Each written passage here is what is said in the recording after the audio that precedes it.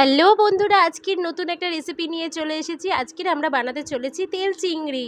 তো প্রথমেই আমি রসুনটাকে ছুলে নেব ভালো করে। এই রেসিপিটা কিন্তু ভাতের সাথে খেতে সত্যি জমজমাট হয়ে যাবে। তো চলো আমরা এটা দেখতে থাকি।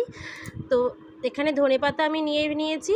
তো ধনেপাতাগুলোকে ভালো করে ধুয়ে তোমাদেরকে তো বলতেই ভুলে গেছি, চিংড়ি মাছটাকে ম্যারিনেট করতে নুন, হলুদ, গোলমরিচের গুঁড়ো এবং আমি নিয়েছি পাতিলেবুর রস। তো অলরেডি আমার এখানে ধনেপাতা কাটাটা রেডি হয়ে গেছে। তো এখানে একটা কড়াই বসিয়ে নিলাম, তারপরে আমি রসুনটাকে গ্রেট করে নিচ্ছি।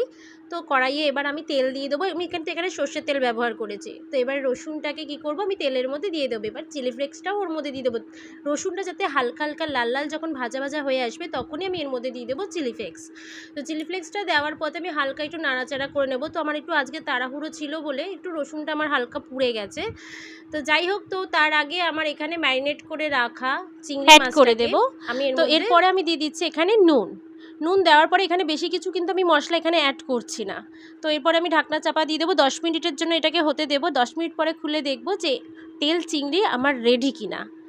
তো আমার তেল চিংড়ি দেখো পুরোটাই রেডি। আর আমি তোমাকে দেখিয়ে দিচ্ছি সেদ্ধ হয়ে গেছে কিনা। তো আমার এটা সেদ্ধও হয়ে গেছে। তো এর উপরে আমি সার্ভ করে দিচ্ছি ধনেপাতা আই মিন কুচি।